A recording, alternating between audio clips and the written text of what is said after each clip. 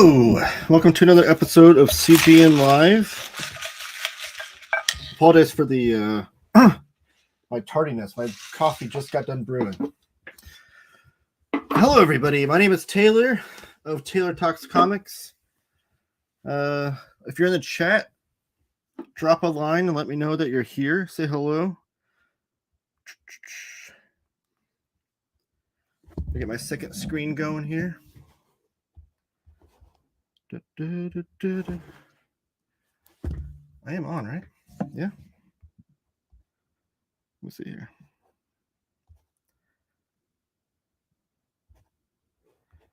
This is still waiting. If you're in the chat, let me know you're there. Let me see, make sure the screen's going okay. Okay, there we go. Juan's there. All right, my screen's just acting finicky over here. Hey, Juan, what's up, my man?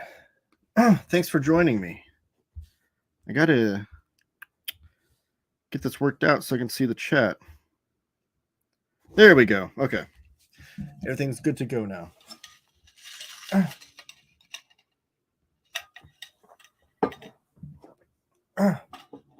My coffee brewer was acting a little slow today.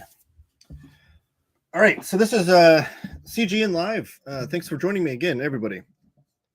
Drop in the chat. Connection there. All right, we're good. It's gonna be one of those days. Drop in the chat what you've been reading lately, what comic books you've been reading, what comic books you're excited to come out soon, maybe books that you've bought recently. Let me know all that good stuff. But yes, this is CGN Live, episode 11. We just went live this past Tuesday where we went over the entirety of the April pre-order catalog. That catalog is still live. You can still pre-order all those books that we talked about. If you just go on cheapgraphicnovels.com, there's like this scrolling banner. I'll show you in a few minutes. But it says like April pre-order catalog. Click on that. All the books that are available for pre-order are there. And yeah, if you want to go watch that episode as well, however you're watching this, but there's a live tab on all the YouTube channels now, where if you click on the live tab, it shows you all the live shows we have. Because so far we only have one non-live video on our channel. But we do need you guys' help with that, as far as giving this video a thumbs up. That always goes a long way in helping the YouTube algorithm, helping our videos get populated or suggested more for people that are watching similar content, I guess. Subscribing, obviously, hitting the bell notification logo thing there so you don't miss an episode, and sharing with your friends. That could go a long way too. If you go on your social media platforms, just share. You can even screenshot the CGN Live logo if you want, or the post that I make on there, and just share with your friends that we go live once a week. Let them know. We've had quite the turnout in the last few episodes compared to the earlier ones, and it's been fun chatting with everybody. I hope you're doing well, man. Always look forward to these videos. I appreciate that one, and I appreciate that you have been a loyal viewer since we've started this little business here as far as YouTube goes. But yeah, we are on social media at CheapGN on Twitter and Instagram, and on Facebook. If you just search Cheap Graphic Novels, you can find us there. We also have a weekly newsletter that we've started. I think, yes, 2 issues have come out so far, and it drops every Sunday, Monday. We're still on what day we want to drop it. But I'm really excited about that. I get to write the whole thing. I'm actually working on next week's already. Whenever I get off the air here, I will be working on that, where we drop the top 5 books that are coming out next week, and then my Taylor Talks Comics pick of the week, where I get to choose which book I want to stamp my name on. That has I usually pick like under the radar or smaller published titles for that pick of the week to get some more eyes on those comics beyond just the usual great omnibuses and stuff that we have coming out as well. So next week we have a lot of great comics coming out, and that's what we do on these weekly lives, is we talk about the next week going forward. So every Monday evening we post the books that are coming out that are for sale for that week. So how that works is that Max from CGN, he's the guy that runs the show over at CGN. I just do social media. But he'll send me a text saying, hey, the book's ready to sell. And then I make a post, already have it locked, ready to go, graphic made, everything. The minute I get that text, I make the post saying, go buy your books. We get those in Monday evening, and we start packing and shipping from there. So yes, make sure you're following us on social media so you don't miss out on any of those announcements. And then cool things too, like if we have sales going on and whatnot. But let's hop to it today. Let me get to the website here and share my screen. No, I don't want that one. There we go.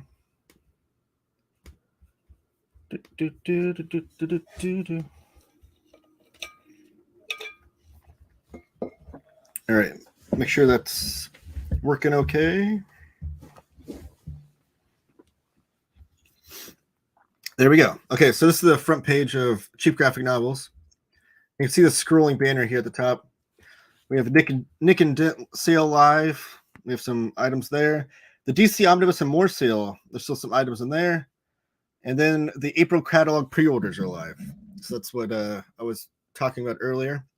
If you want to subscribe to the newsletter, scroll on down to the bottom of this page here. And on the bottom right there, you can see join our newsletter today. Type in your email address and hit subscribe. I will warn you, we've had some issues that seem to be mostly solved now from what we can tell. But we have had some issues with things going to people's spam boxes, even the confirmation too. So when you type in your email and subscribe, that you're going to get a confirmation email. Make sure you check your spam if you didn't get that confirmation email, because it might be sitting in there, or you have to confirm that you do want to subscribe. Let's get to next week's releases. Again, if you're in the chat, say hello and let me know what comics you've purchased lately, what comic books you're reading lately, what comics you're looking forward to. Let's get the chat rolling with some good conversation. As my page loads here very slowly. It does seem like my internet is been really finicky today, so apologies for that. Hopefully it won't cause any problems for the stream here.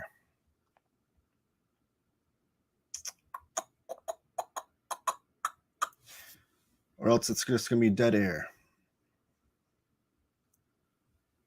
All right.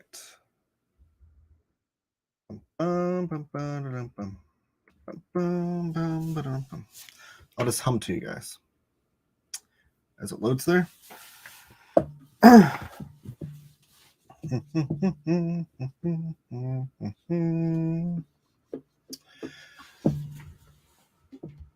do want to...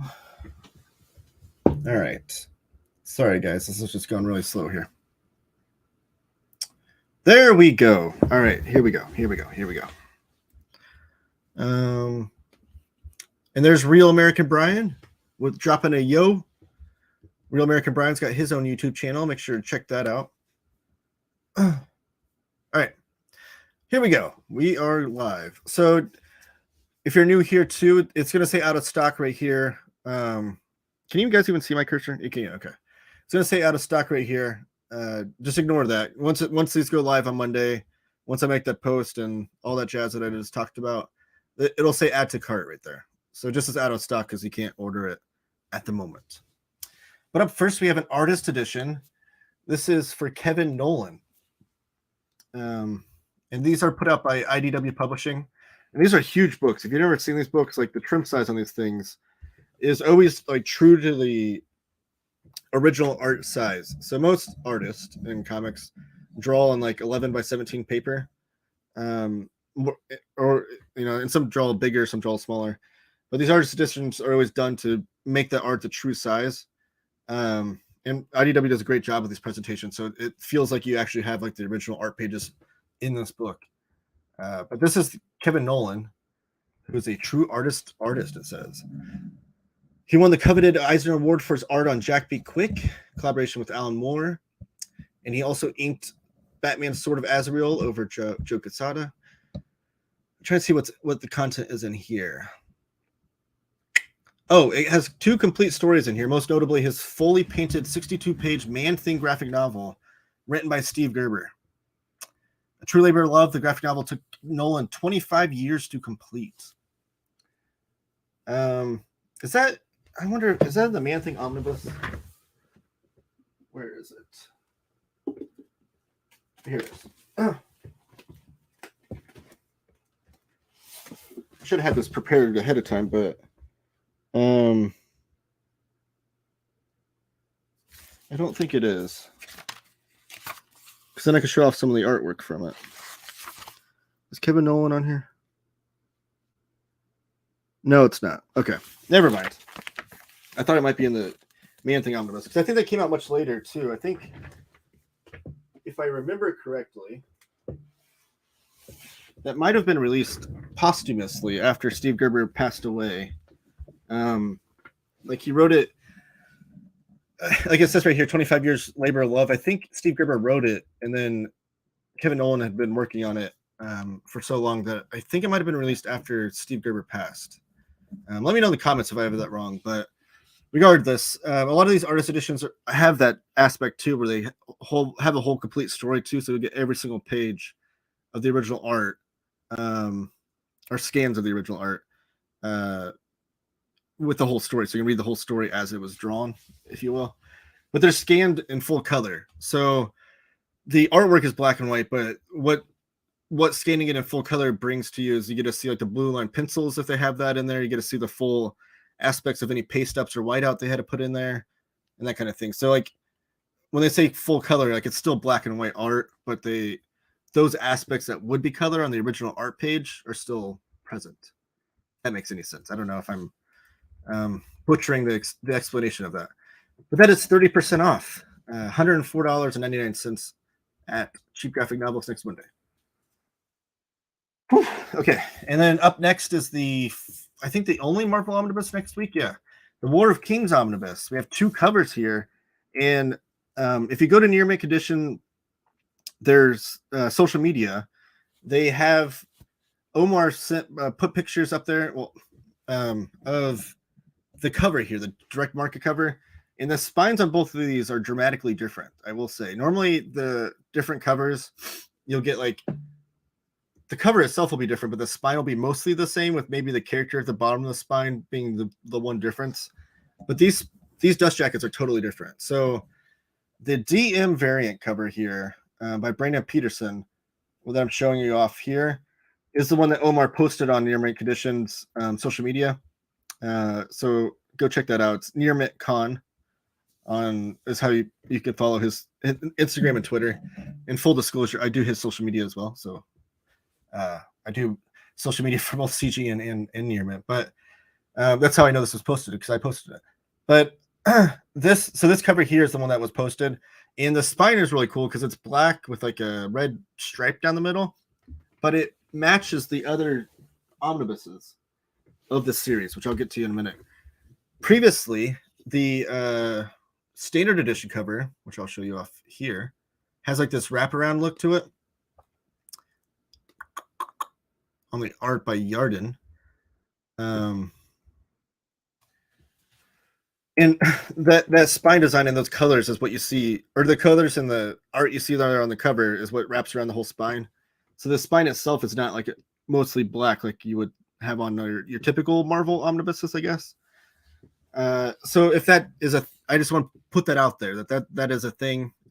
Maybe I can ask Max to get some pictures up when he gets those in stock, so we can post them and let you guys know what they look like. Let me know in the comments or the chat if that's something that you would want me to do, or want us to do before you make your buying decision. But this is the War of Kings omnibus. This is the 4th chapter of the modern Marvel Cosmic Saga. So if you're trying to collect the whole thing, the first 2 omnibuses would be Annihilation, and then Annihilation Conquest. And then there's the Road to War of Kings, and then there's this one. And then there's an Aftermath omnibus, that's the 5th one. So right now, I don't know, I don't think we have those in stock either. So unfortunately, Annihilation and Annihilation Conquest were just reprinted last year. And then Road to War of Kings, I don't know if that's ever been reprinted. But this is getting a new printing. And then I personally need the Aftermath after this, so I'm waiting for that 5th one to be reprinted. But they need to reprint the whole thing, is what I'm trying to say. But it's a 5-volume saga, if you will. But here in this particular volume is the main story, and you're going to get Guardians of the Galaxy 13 through 19. That's the Dan Abnett and Andy Lanning series that really inspired the movies. So that, and if you have the Abnett and Lanning Guardians of the Galaxy omnibus, that entire omnibus, the entire contents of that omnibus is spread out throughout this 5-volume series that I'm referring to here. So that omnibus is a big double dip. So you can either go after that omnibus for just the Guardians content, or if you want the whole saga, you don't need that omnibus and you can collect it here. But this also has Nova 23 through 28. That's the modern Nova run that has not been collected in an omnibus before, besides this, besides the War of Kings run, I guess. And then there's X-Men. X-Men joined the Cosmic Saga during this chapter of it. And that's when you get some Ed Brubaker writing on X-Men.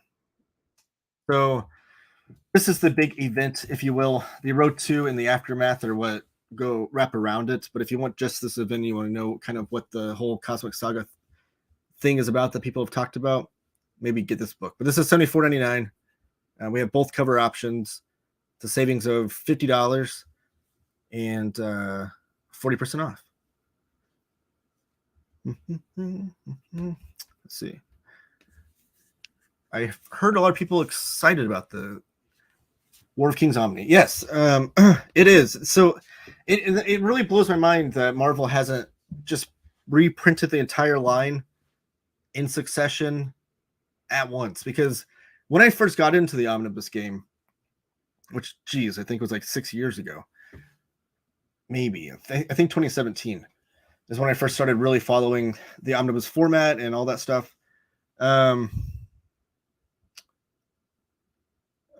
Don't have to worry about it, as I'll get it eventually. Okay. Sorry, I was reading a comment. I'll get to Undecided Toy Store. I'll get to your comment in a second. But yeah, when I got into the omnibus game, most of those volumes were already out of print by that time. And I kept hearing how great this modern Cosmic Saga was. And I was like, I want to read that. So I've been waiting for reprints. And I got the Annihilation and Annihilation Conquest reprints last year when they came out. And then the Road to War of Kings I had to find out of print for a decent price. I luckily found it for undercover. So I'll be buying this War of Kings omnibus from CGN next week when it comes out. And then I'm hoping the Aftermath does. But I don't know why Marvel didn't just like pump them out one after the other. Like they did the Annihilation and Annihilation Conquest in a good fashion. But they still haven't reprinted Road 2. And there's no solicit for Aftermath. So I'm hoping that all gets lumped together. Hi, Taylor. I'm a new customer of Cheap Graphic Novels. I pre-ordered a Power Rangers Kickstarter box set that was due to release 6 months ago. I don't have to worry about it, as I'll get it eventually, ? Undecided Toy Store. Your best bet is to email Max over this email. His email is contact@cheapgraphicnovels.com. So just the word contact, CONTACT, @cheapgraphicnovels.com. He handles all the like specific questions like this. I'm not even, full disclosure, I'm not even in California where CGN is, like the headquarters. I just run social media. But as far as that goes, he'll be able to answer that question. I don't know about this release in particular, but I don't think anybody's received theirs, though. I can't say that. I don't think it's like we've already sent them all out, except for yours kind of thing. Let me look to see if there's a release date on that.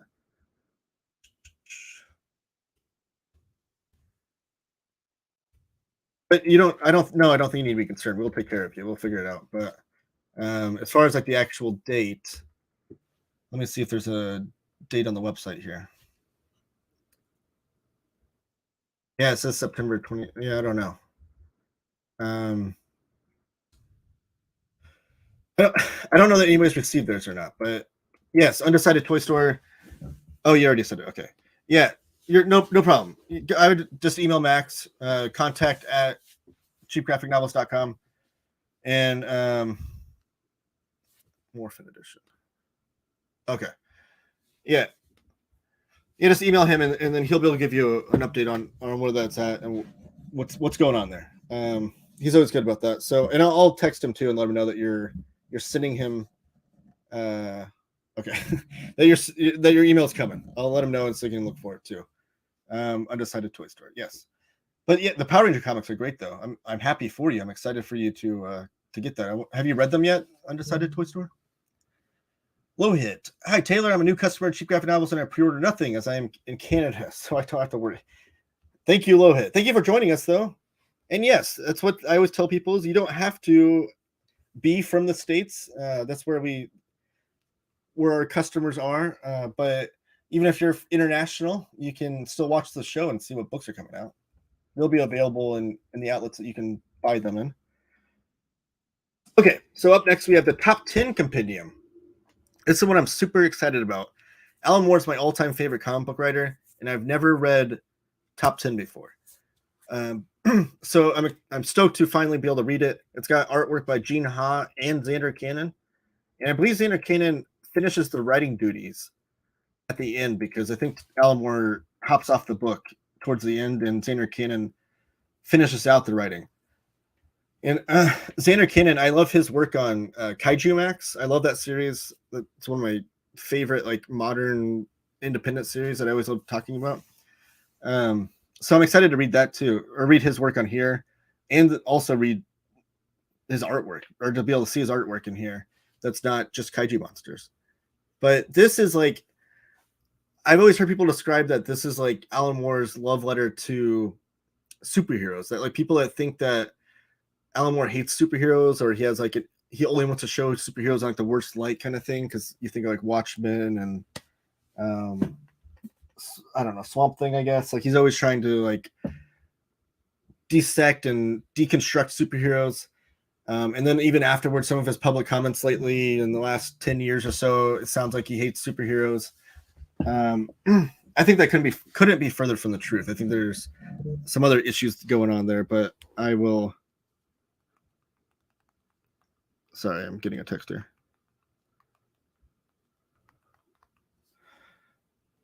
I think he loves superheroes and has a lot to say about them and whatnot. But so this is like an exciting opportunity to be able to read that. It's always been described as his love letter to superheroes. But this is from the ABC Comics line that he had with Wildstorm that DC then kind of bought out. But this is a compendium. It's a trade paperback. It's standard size edition, and it collects a lot of stuff here. 1, 2, 4, 20. It looks like over 30 issues of content here in a fatter compendium. And it's going to be a great companion because later in the year we're getting a Tom Strong compendium, which is more of Alan Moore's work for the ABC Comics line. But this will be only $35.99. It's 40% off. You save $24 there. Black Hammer, The World of Black Hammer, Library Edition, Volume 5. I love Black Hammer. It's one of my. I feel like I keep saying this, but maybe it just is a good week. This is Jeff Lemire and Dean Ormston's series, but this is one of my favorite like modern superhero independent titles. And this is The World of Volume 5. So far there have been, for the library editions, we have 2 Black Hammer library editions, which are the main line storyline, and this is the 5th of the World of. And the World of Black Hammer line of library editions are like the spin-offs. So this is collecting Visions 1 through 8, which Black Hammer Visions has previously been released in standard sized hardcovers in 2 volumes, I believe. This is the first time it's going to be released in oversized library edition format. And it was like Jeff Lemire and Dean Ormston kind of allowing these other creators to write and draw and tell stories of characters within the Black Hammer universe, because they really have kind of created their own large superhero universe that there's just so many things you can do with it. But a lot of the creator names you're going to see on here, I mean, it's the biggest of the big. You have Patton Oswalt, comedian, but then you have Scott Snyder, Mariko Tamaki, Chip Zdarsky, Kelly Thompson, Colin Bunn, Jeff Johns, Cecil Castellucci, and then you have pinups by Gilbert Hernandez, Evan Dorkin, Kelly Jones, Tan Brereton, Annie Wu. So so much stuff in here. It's the next in line of the library editions that you're going to need. And this will give us 7 total Black Hammer library editions. I think there's like 1 or 2 more to come out later this year. But it says expected April 11th, which is the date that all these other books are coming out. I assume the reason why Max put that on there is because I know Dark Horse is transitioning right now between distributors. Like they're moving from Diamond to PRH, I believe. I think that's how it's going. And it's all happening this month. So I'm assuming that's why if you've seen like other channels and stuff talk about Dark Horse releases coming out on certain dates, and then you maybe see the book sooner in your comic book shop or your bookshop or wherever you buy your comics, or maybe see it later even, it's because Dark Horse, they deal a lot with like the book market, which like the book market is always like Amazon or Barnes and Noble, those kinds of things. They do a good job with that. So like they had 2 different dates. They'd have like a book market date and then the direct market date, which is like your comic book shops. Now those are going to be more lined up, so you won't have that kind of difference in Dark Horse releases. They'll be much more in sync, but they're going to need April to get through that. So if anything changes on this date for whatever reason, we'll let you know for sure. Either I'll post on social media or you can see it on the website here. But it should be, we're expecting it to be there April 11th for order, and it'll be $34.99, which is a savings of $15.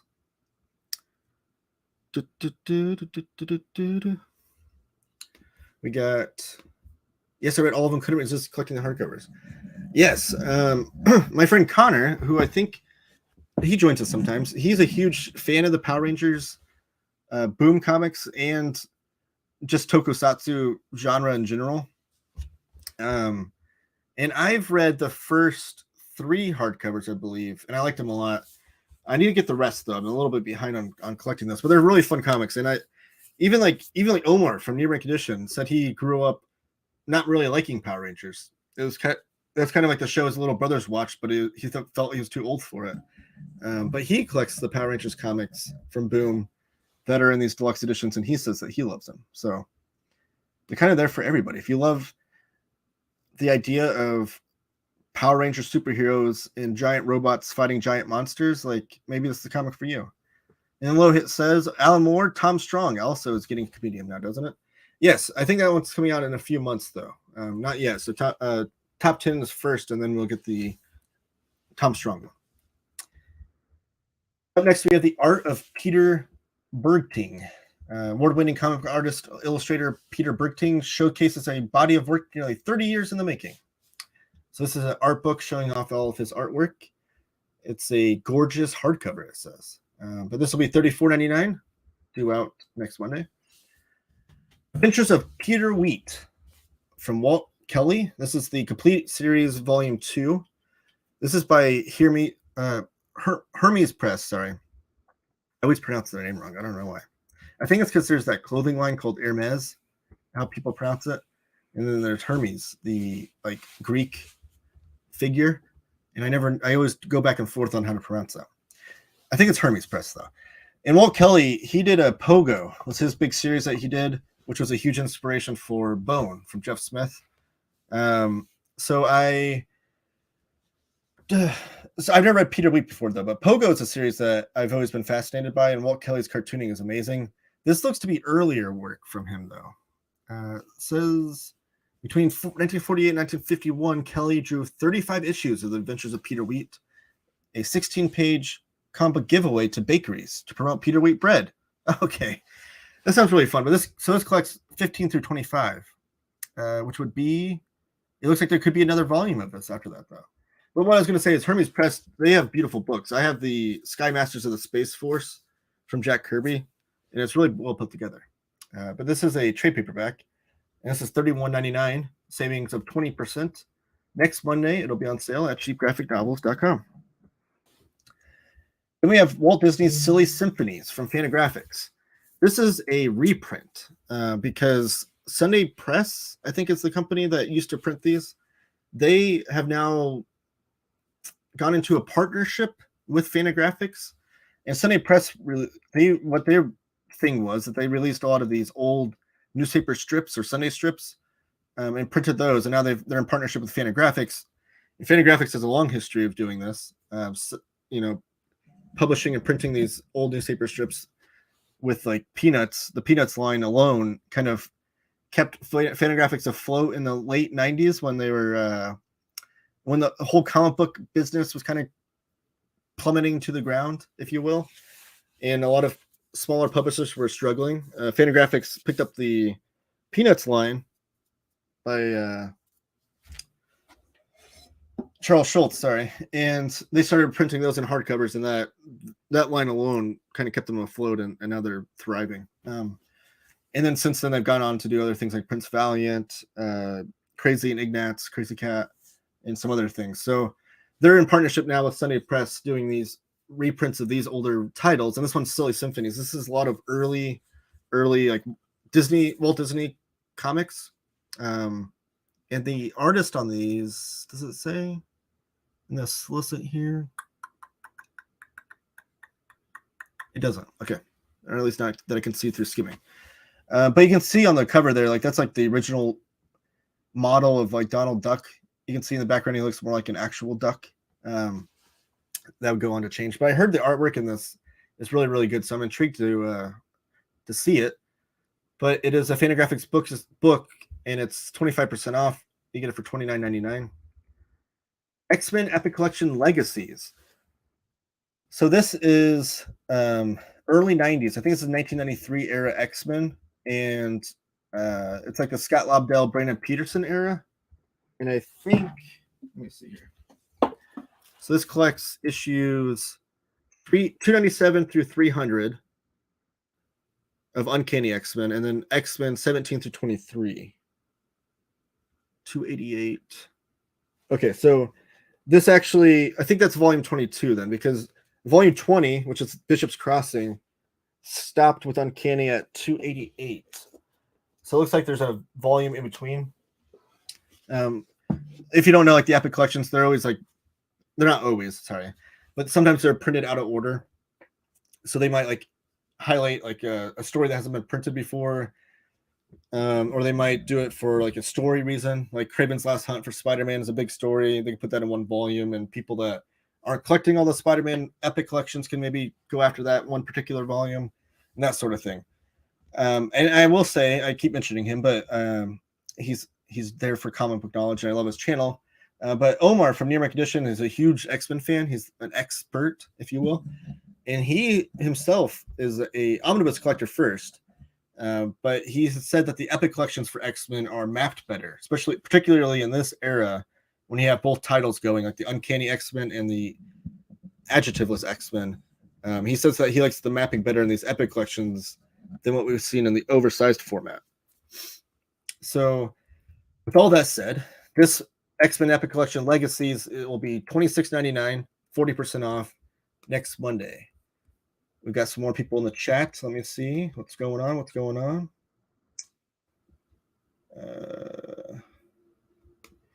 Can you check if The Town Called Terror by Steve Niles trade already dropped? Yes, I absolutely will, Lohit. I think that might come up on today's show, though. I feel like I saw that on today's solicit. I'll let you know, though. Oh, Connor, I just mentioned your name. There you are. Yo, Taylor, keep up the good work with these videos. Thank you. I can never find Epic collections, and then they go out of print. Yeah, Epic collections, especially if they're reprints, if they do like a new printing of an Epic collection, they always have like a smaller print run. So if you're on the hunt, like I have a spreadsheet going of all the Epic collections I'm trying to collect, because I kind of came to them a little bit late too, and I'm filling all the gaps and stuff. So I have a spreadsheet going of like when they were released, if they're getting a reprint, if they ended up on the top 20 poll for the most wanted reprints kind of thing.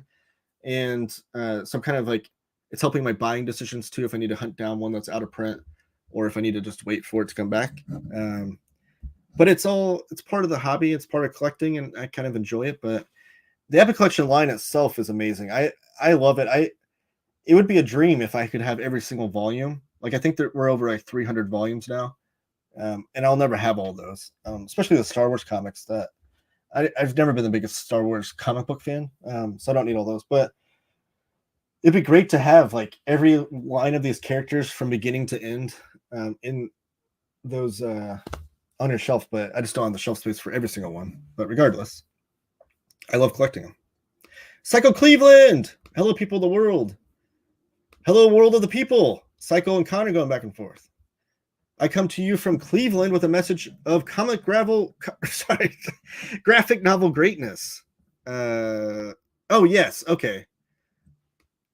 Psycho Cleveland. I know where you're headed with this, and I'm going to first. Let me see if those are in stock.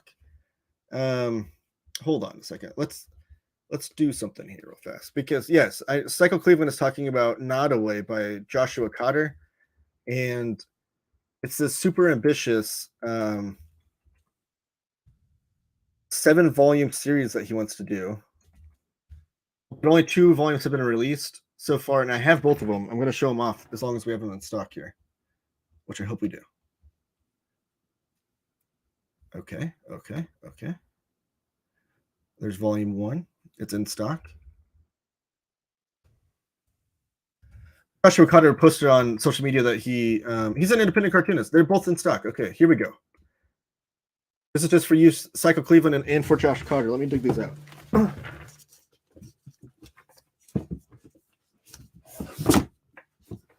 Okay, so Josh Cotter has like this insane, amazing art style. It's like super detailed. I guess to show off both of them. The series is called Not Away by, and he does all the work, all the writing and drawing. And here's the spines. And like I said, he wants to do 7 volumes of this to tell the whole story. But his artwork is just absolutely amazing. Like he has like your normal pages, like the talking heads right here. Just super detailed, reminiscent of like even like the early days of like R. Crumb or even like Noah Van Sciver, I guess. Psycho Cleveland. Who else would you mention is like an influence on the style?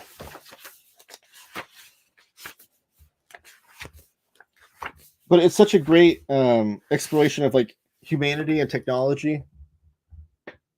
There's a great page right there. Let me read the blurb here, if there is one.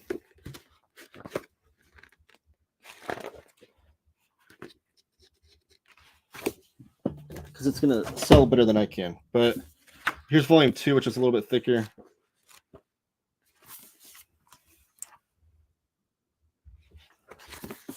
But anyway, so Josh Cotter posted on Instagram the other day that the sales weren't the greatest for this, and he suspected it had a lot to do with the pandemic and whatnot, and it kind of hurting the sales of smaller print publishing.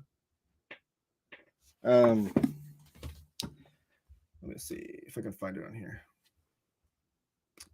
All right, so I'm going to read the blurb here. The new sci-fi graphic novel by Joshua Cotter is set in a near future where the internet is now telepathic and 2/3 of the world's population share information via a central hub. When the unexpected nature of that hub is revealed, Melody McCabe must develop a new hub on the International Space Station, where a deep space transport waits to take a small crew to an Earth-like planet for colonization. Not Away brilliantly moves between physical and psychological worlds, utilizing the traditional and abstract storytelling styles. So let me share my screen here. Let me see. There we go. I can select this one. So this is volume 1, and it's on sale right now for $18.74 on Cheap Graphic Novels. You can pick that up. It's a savings of 25%. And then let me look up Not Away. Oh no, I can click back, right? Then volume 2 is $22.49. So you get both volumes for like $40, give or take. And you get to support this young cartoonist that's trying to, or I guess underground cartoonist that's trying to make his dream come to fruition of having all 7 volumes done, and help the sales a little bit, move some books for him. But thank you, Cycle, for sharing that. I'm glad you mentioned that, and I'm glad we had him in stock to talk about. And we have Not Away by Joshua Cotter is 2 volumes, and each one is the greatest graphic novels of its year. Damn, Cleveland, I'm from Scotland. Taylor's reaching everywhere with these vids. From Cleveland to Scotland, here we are. All right, so Cycle's saying Volume 2 is even better than the first one. It is mostly made up of fascinating and strange love story. Someone hit their caps lock, yes. I've heard epics are a really good way of collecting because it has no numbers. Is that true? It doesn't give you FOMO because you're not lured by its numbers. Yes, so well, I'm on screen still. The volume number's on the back. So your spine's not going to look weird if you only want one volume. Like Black Panther, for instance, is like one that I have an odd copy of because I just wanted the Jack Kirby 70 stuff. And so the volume 2 is on the back. So I only have one Black Panther volume, but it doesn't look weird on my shelf. It doesn't look like I have a random number 2 volume of something on my shelf. But otherwise, oh geez, I just hit the mic. I apologize for that. Otherwise, it's going to collect the entire history of that character from beginning to end without missing a beat. Every important appearance of that character and whatnot, if you collect all the volumes. So it's kind of conducive for both. If for people who just want one story from that character, they can grab a random volume and not have it look weird on the shelf. But for people that want the entire thing, they can do that as well.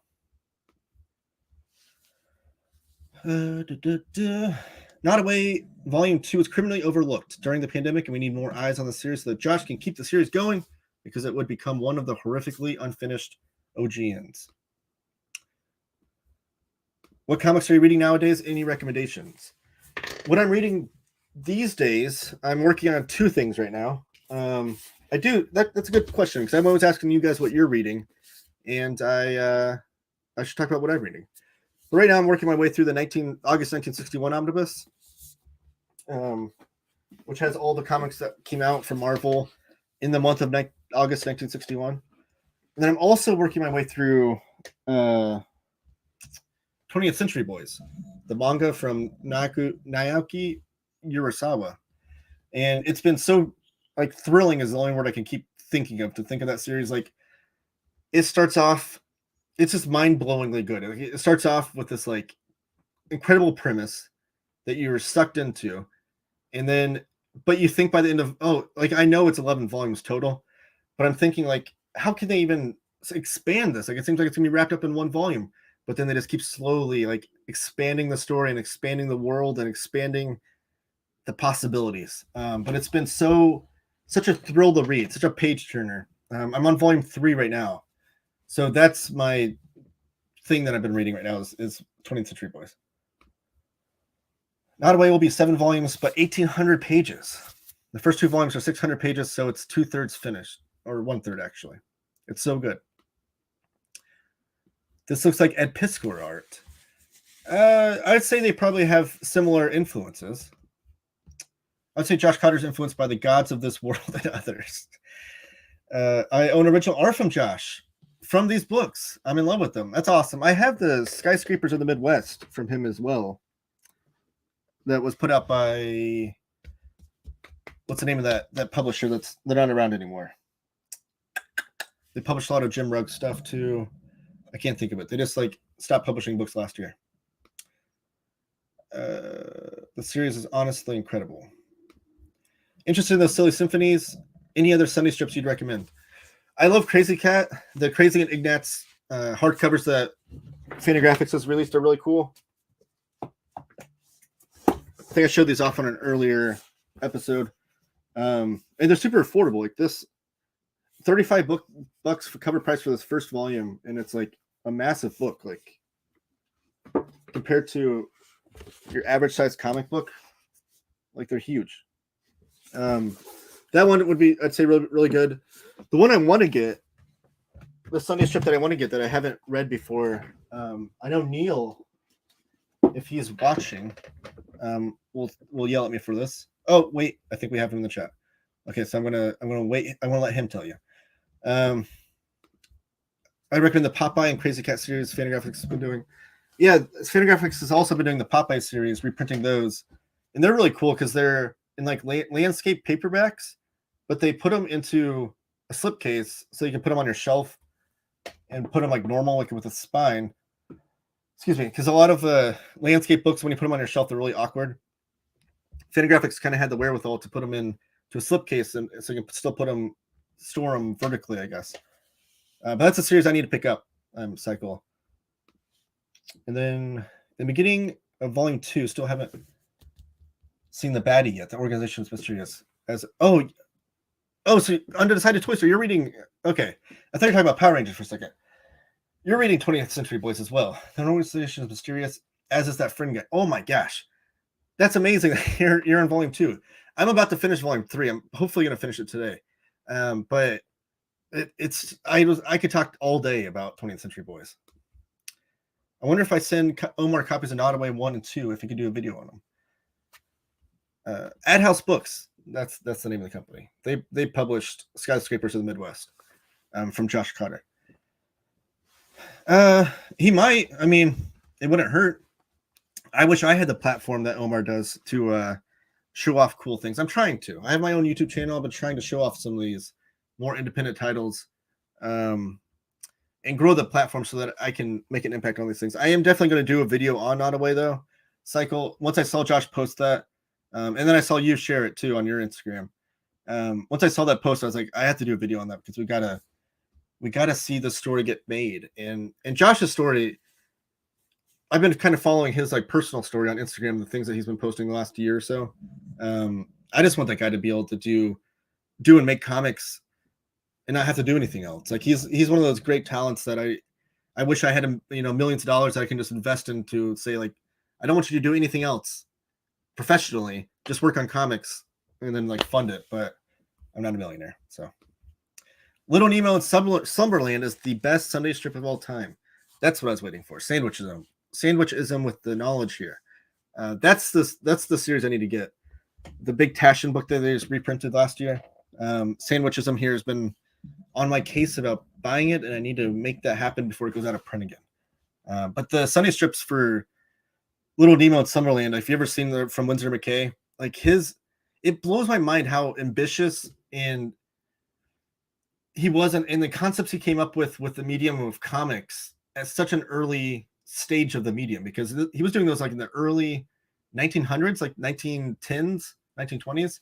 That was when like comic books were brand new, and he was doing these crazy things with like panel layouts, storytelling devices, compositions, and things that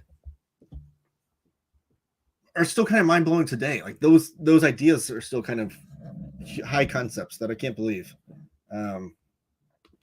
He accomplished. I need to amass a huge social media following in order to spread the good word on great books. I agree. That was one of the goals of making my own personal YouTube channel, was that I wanted to have I wanted to do the overviews of like the DC Marvel omnibuses, and I wanted people to come in for that, maybe bring in the audience for that, but then to have them stay for the smaller, more underground cartoonists. I started a cartoonist you should know series. I think that's where I showed off Nate Garcia's earlier works that he sent me, Cycle. So that was kind of my idea with my own personal channel, and I still have that ambition, I guess. Oh, I lost my feed here. Here we go. I've been following Josh's story too. He's such a wonderful guy. Did you read the series he started on Instagram satirizing the new right-wing culture? No, but that sounds amazing. That's way up my alley. I love that kind of stuff.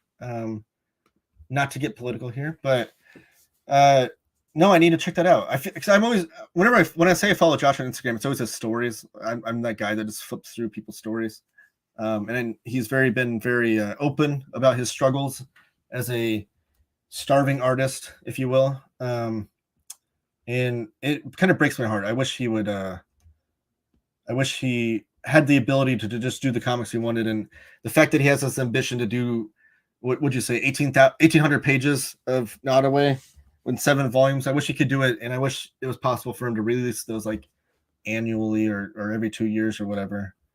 I'm starting a YouTube channel too. The world needs. I agree, Cycle, and I mean that in earnest. Like your taste in comics, the underground and independent cartoonists, they need more people doing like this kind of free PR for them, the free buzz for them. There's so many YouTube channels talking about Marvel and DC, and that's all great and stuff too. But Cycle, like they need more voices like you and more people with comic book tastes like yours. I'll be your first subscriber. I vow to that, and I would love to watch your content. But let's get back to the topic at hand. I love the chat though. Keep that going. But we should probably get back to this week's books. Keep the chat rolling. I love that. So that was X-Men Epic Collection that we talked about a few minutes ago. Next is Bloom County Library Edition Volume 2 softcover. So talking about newspaper strips, here's another one. This is Bloom County by Berkeley Breathed? I don't know how to pronounce his last name. And these are being released chronological order covering, so this particular book covers September 1982 through July 1984. And these are in softcover for the first time. Being put out by IDW Publishing, it says, but I'm assuming that's probably the Library of American Comics imprint. But that'll be $24.49, and that'll be 30% off. And as always, if there's any of these earlier volumes, if like that, for example, you're like, oh, Bloom County, I want to get that. If you're interested, if we have volume 1 in stock, drop that in the chat. I'll look to see if we have it in stock, or anything else. If you want me to look up any books we have in stock. Up next is Judge Dredd, the Essential Judge Dredd Judgment Day trade paperback. It's a lot of judge in that title. This is Rebellion 2000 AD. These essential books that they've been putting out, this essential line, they're like kind of magazine-sized paperbacks. They're a little bit bigger, kind of like this what the original 2000 AD newspapers were publishing, like that trim size. But they're like collecting the essential stories of Dredd. So they have like the case files, which are kind of like the Marvel Epic collections, where they're this huge line of like, I think they're on volume like 35.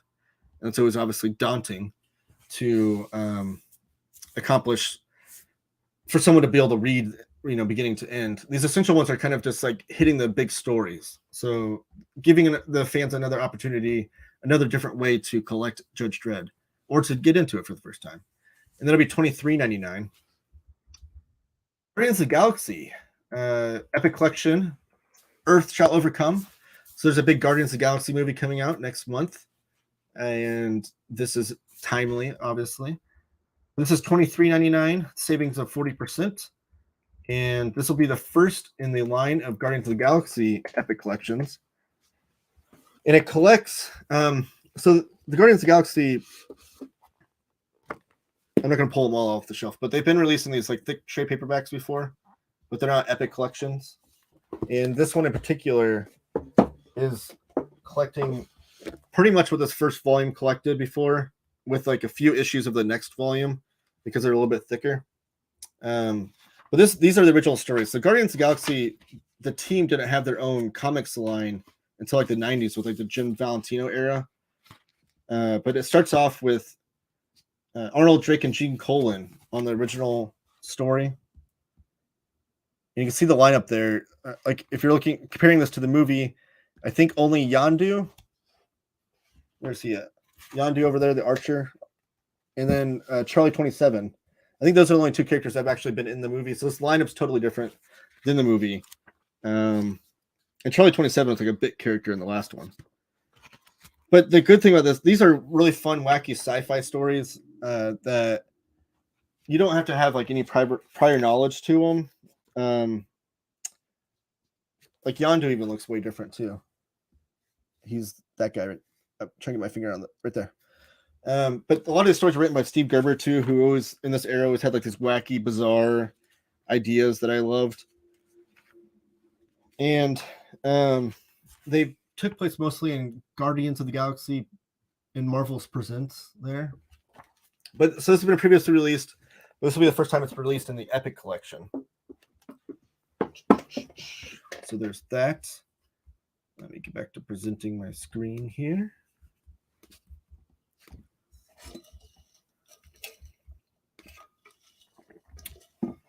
So $23.99. Arnold Drake, Gene Colan start off that first story, but then Steve Gerber takes it on after that.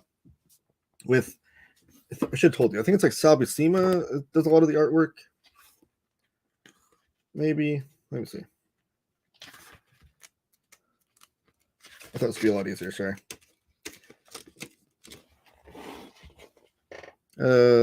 Yeah, Sal Buscema, Don Heck, Al Milgram. I think they're a lot of fun, wacky stories. It's way different than what you're going to see in the movie, though.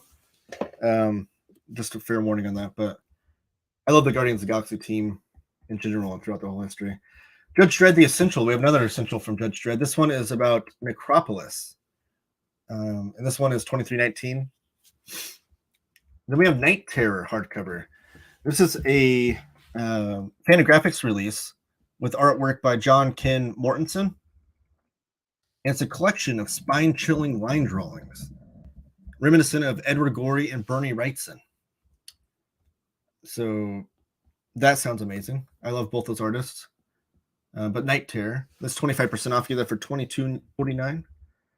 We have Abe Sapien, Dark and Terrible, Volume 2 trade paperback. This is $20.99. I think this is like the thicker trades too. Obviously, this is like Hellboy universe stuff.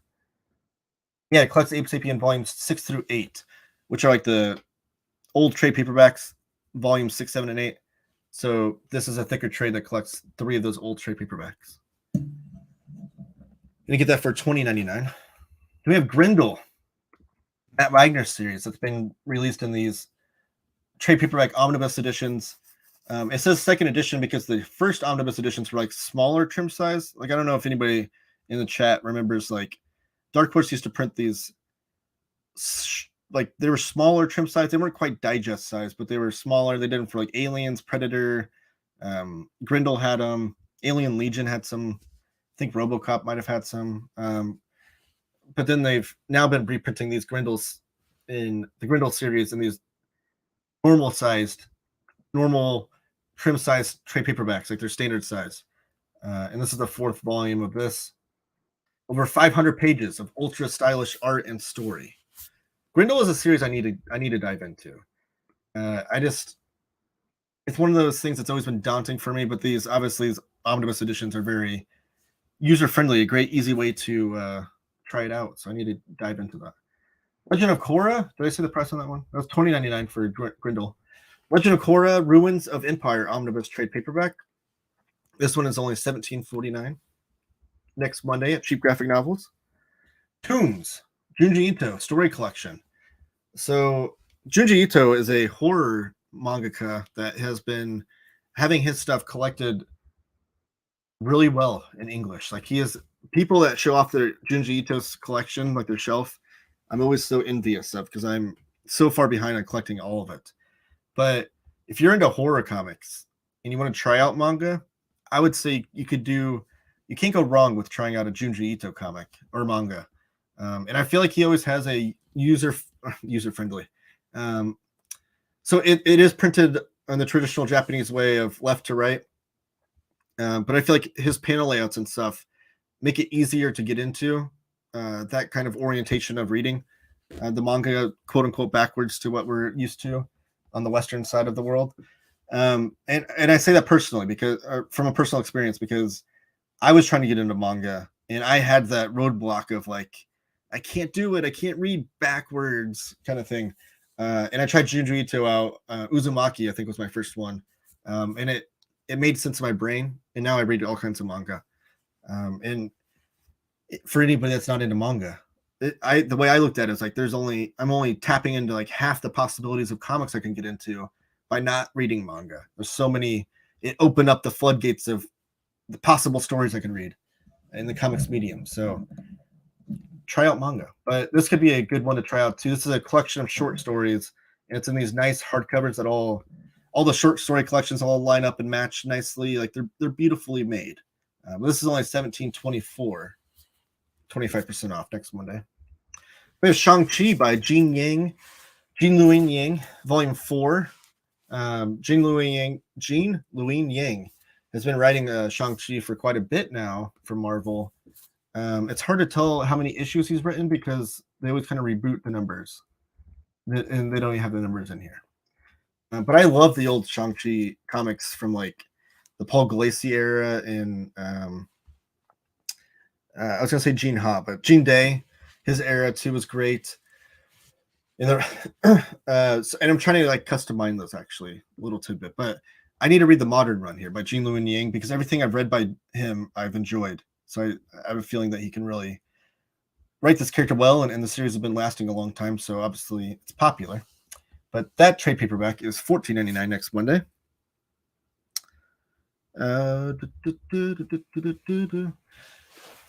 We have Batman Detective Comics. I see the chat's still rolling. Please keep dropping comments. I'll get to them all.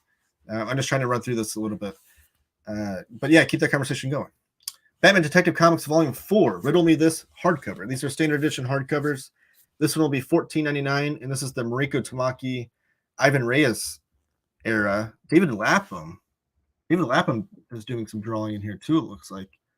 I love David Lapham's artwork from like Stray Bullets, but also he's done a lot of Bad Idea Comics artwork that I've been into. So yeah, go with that. Conan, I'm gonna Bellet and Valeria. I butchered that, I'm sure. But this is a Conan comic, Conan Universe comic from Ablaze. Oh, I'm sorry. The Conan part there is just for titling for the website. The actual title of this comic is Bellet and Valeria. Max does that because if someone's looking for like Conan comics, it'll pop up that way. This is Bellet and Valeria, Swords versus Sorcery from Ablaze. The writer is Max Bimis. Ooh, Max Bimis from Say Anything fame. But one of my favorite bands to listen to back, Say Anything. But Max Bimis, he's been doing a lot more comics work lately. I wonder, like he dabbled in comics throughout the early aughts, and now it seems like he's doing quite a bit more. Fifth Space Ignition, from Ablaze as well. Full color anime infused stories inspired by Philippine folklore by superstar creators. Well, that sounds cool. I read it as MySpace at first when I first saw that, but it's Myth Space Ignition. You get that for $14.99. Shock Shop by Colin Bunn. You get that for $13.99. Elixir for $13.99. Breakout trade paperback for $13.99. Fortune and Glory, a true Hollywood comic book story. This is a reprint of an old. So I had to look this up last night because I saw this was Brian Michael Bendis, and it says that he's on the writing and artwork. So if you didn't know, Brian Michael Bendis used to draw comics too. He wasn't just a writer. But these are some of his earlier comics. This series came out in late 90s, early 2000s, I believe. And I think they're like autobio comics, maybe not autobio, but maybe just like nonfiction, if you will. And Paul Dini does a introduction for it. But Brian Michael Bendis, since he's kind of left DC, I don't know if he's officially gone with DC or not, but he has his own imprint with Dark Horse now. So a lot of his older comics are being reprinted with Dark Horse, like Powers and his old crime comics. I'm drawing a blank on what they were called, but those are being printed. And then obviously this Fortune and Glory. I think it was a 3-issue series that came out back in the day. I don't know if it ever made it into a trade paperback, but here it is now. And you get it for $13.99. Stuff of Nightmares. The Master of Horror returns to comics. The iconic R.L. Stine, joined by artist A.L. Kaplan. And this twisted retelling of Frankenstein. So Stuff of Nightmares trade paperback for $12.74. Amathi 1313, Eisner nominated series, collected in print for the first time. Andy Diggle on writing and Sean Martin bro. Sorry, I butchered that. On artwork, and Dave Stewart doing coloring. Gun Honey. We have variant covers here. Let me see how many we have. We have 3 different variant covers for Gun Honey. Rohit, if you're still in the chat, I know you enjoyed this series. But there's DM cover here is the first one you're looking at. And then we have a PXEX cover and a regular cover. Gun Honey, this is this spy series, like this kind of like undercover spy series mixed with the finest kind of pulp noir, Ed Brubaker called it. It's written by Charles Ardai, and the artist is Ang Hor Kang. I probably butchered that too, I'm sorry. But it collects the first 4 issues. And You can see the covers are these kind of maybe salacious, sexy covers, if you will. But those are all $12.59 a piece, and they're all 30% off. You have 3 different cover options. We have Missing You trade paperback. It looks like to be like an OGN for $11.99. This is written by Philip Willian and artwork by Melissa Garabelli, printed by Oni Press.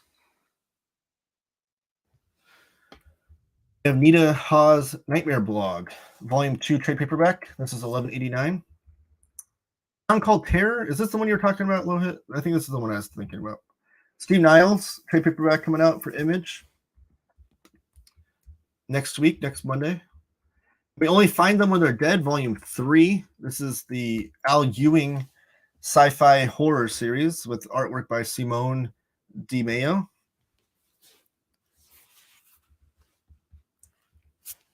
Then we have Beauty of Horror coloring book, famous monster pieces. We're into those adult coloring books. That's $11.03. We have Ghost Rider Volume 2, Shadow Country. This is the Benjamin Percy Ghost Rider run. That'll be $10.79. Vanish from Donnie Cates and Ryan Stegman. This is their new Image series. And this includes the first 4 issues of the Vanish series that was started on like Substack and now printed through Image. That's only $10.49. Superman Son of Kal-El. This is the Tom Taylor run of Superman Son of Kal-El. The Truth. This has been previously released in a standard size hardcover, now being released in a trade paperback. The artist on it is John Timms and collects the first 6 issues.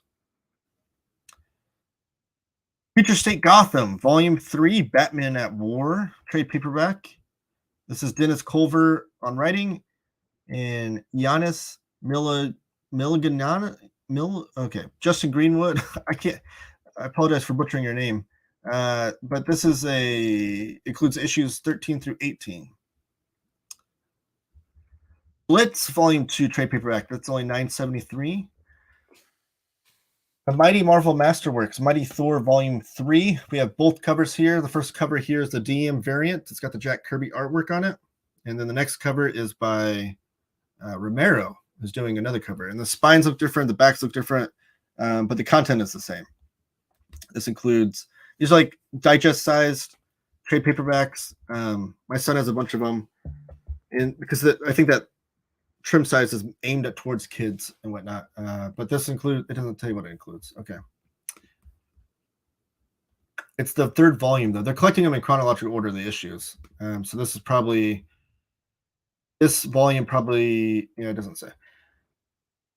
All 3 volumes together probably collect what's in that first omnibus of the Jack Kirby, Stan Lee, Larry Lieber era of Thor. Adam the Beginning, Volume 4. So this is a retelling. It takes place in the Astro Boy universe. Osamu Tezuka has nothing to do with it, except for his name's on it. But the modern story, it's modern comics, but told in the era before Astro Boy. So it's like kind of like a prequel to Astro Boy. I guess is the easiest way to put that. It's a series I want to read and try out, but I haven't picked up the first volume yet.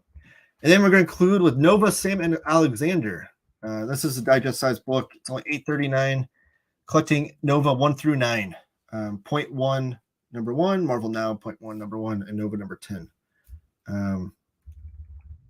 That's Nova, the Sam Alexander years. All right, so those are all the great comics coming out. Let me see what's going on in the chat, though, because I saw it was going well here. The thing about doing a 7-volume series is it's so normal for prose books, especially fantasy, but when someone does it in comics, it sounds crazy.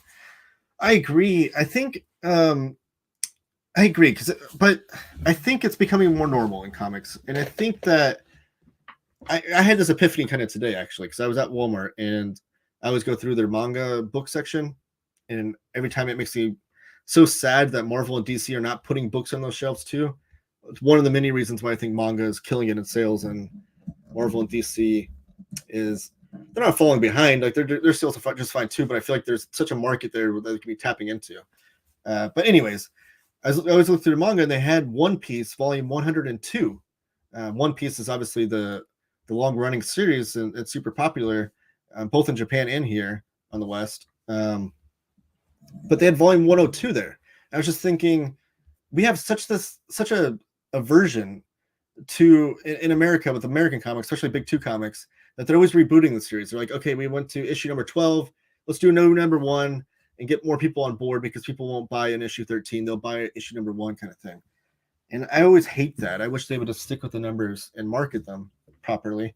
But then I was looking at this 102, like that's not there for like a brand new One Piece reader to go pick up. That's there because there's those people that are now into the habit of buying One Piece at Walmart, and they're going to be like, oh, last month I bought 101, I bought 100 2 months ago, and now I'm going to go and buy 102 at Walmart because that's my buying habit now. So I think we're getting into the point now where comics, and I think it's because of manga and how long the series are, but I'm hoping that bleeds into Western comics as well, to where we get out of this mentality of not thinking that we can't sell more than 1 or 2 volumes of something, that we have to have these reboots constantly or renaming things. Like Marvel with their omnibuses, where like X-Force had X-Force Omnibus number 1, and then it had Deadpool and X-Force, and then Cable and X-Force, when ostensibly that's just volume 1, 2, and 3, but they had to rename it because they were afraid that people wouldn't buy it because it had that volume 2 on there or volume 3 on there or whatever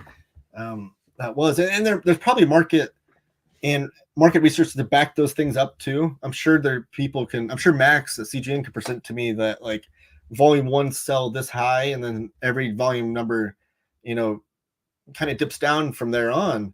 And I'm sure that probably pairs out that way. But I hope, as a buying community, as a customer, that we're all kind of getting out of that habit of saying like, oh, we only need volume 1s, like, or I can't, like volume 7, that's too daunting for me to get into or whatever. I'm hoping that things like, even when I was talking about Grendel earlier, Dark Horse, I feel like does a good job of mapping things out in easier ways and keeping things evergreen to where people can dive in at the beginning as well. So yes, it does sound crazy having a 7-volume series, but I feel like I'm hoping, what I'm trying to say here is I'm hoping that as a community, as a customer base, we're all kind of getting out of that habit of feeling daunted by higher volume numbers or what have you.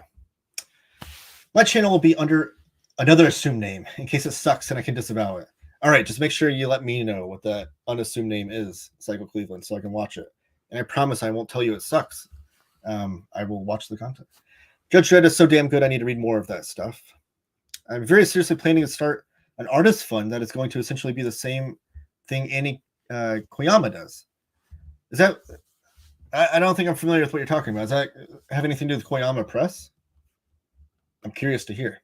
And I'm curious to hear how that works, and curious to hear what you're thinking there. It'll begin next year, and if Josh holds out, he may be the first recipient. I'm interested in what you're talking about here. I have the Dark Horse Presents Aliens, Predator, Ghost, and X Dark Horse Small Omnis. Yes, I had the Alien Legion ones, and I was going to collect the Alien Comics ones until they started doing the library editions. Are these new releases a weekly or monthly thing? I'm really interested in these. Weekly. Good question there, Undecided Toy Store. I go weekly, typically on Thursdays, typically at noon-ish time. But just follow us on social media. I always let you guys know ahead of time what day it's going to be for that week. Just depends on what else I have going on. But yes, weekly we go over the upcoming week's releases. And then I do a monthly show going over the pre-order catalog. So this past Tuesday, if you can find it on the live tab of our YouTube feed, I do the monthly show so last Tuesday I went over April pre-order catalog. So all the things that we have up for pre-order that are books that are coming out. I mean, they had books on there from that are coming out in July, June to I think there's one book that's coming out next February on the pre-order catalog.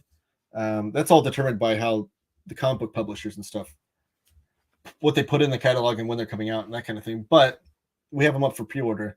So we do a monthly show for the pre-orders, but we do weekly for the upcoming week stuff. I still have those Alien Legion ones. I think I just recently sold mine. They are fun comics, though. I think those are underrated. A lot of early Larry Stroman artwork in some of those. Ghost is something everyone should read. I never read that before. X is too good, or is good too for the Dark Horse era. I have the trade of the first Gwendol series, and it is very good. Juan's helping you out, letting you know we go weekly. Thanks, Juan. Oh, you guys are talking to each other. I like it. I'm working on a new manga reader video on my channel, probably out next week. That's awesome. Real American Brian, and he has a YouTube channel I talked about, and I know he's you're just dabbling into manga for maybe not the first time. I guess you're this is my older brother, by the way. Full disclosure. I know you told me years ago you dabbled into it, but I guess you're dabbling into it again, I guess. Have any favorite manga, Taylor? I'm a manga reader trying to get more into comics, reading RoboCop from Boom right now and TMNT IDW. My favorite manga, I think Akira needs to be read by everybody. I think it's one of like top 10 greatest comic books of all time. Not even just manga. So I'd say if you're Akira's probably my number one, I would say. 20th Century Boy so far is definitely moving up that list, unless it totally drops off in quality and sucks from here on out. I would say that's going to be up there. I really like Fist of the North Star. I'm on volume 6 or 7 of that right now. I love that series. I'm trying to look at my manga shelf here. Taiyo Matsumoto stuff I really like. I enjoyed his number 5 series, and then Ping Pong was really good. I'm trying to think. Those are the first ones that come to the top of my head. Max Bimis had a Moon Knight series too. Yes, he did. That came out in trade paperback last year. Best place to start with Junji Ito for beginner. From personal experience, Uzumaki was the perfect series to start with, I think.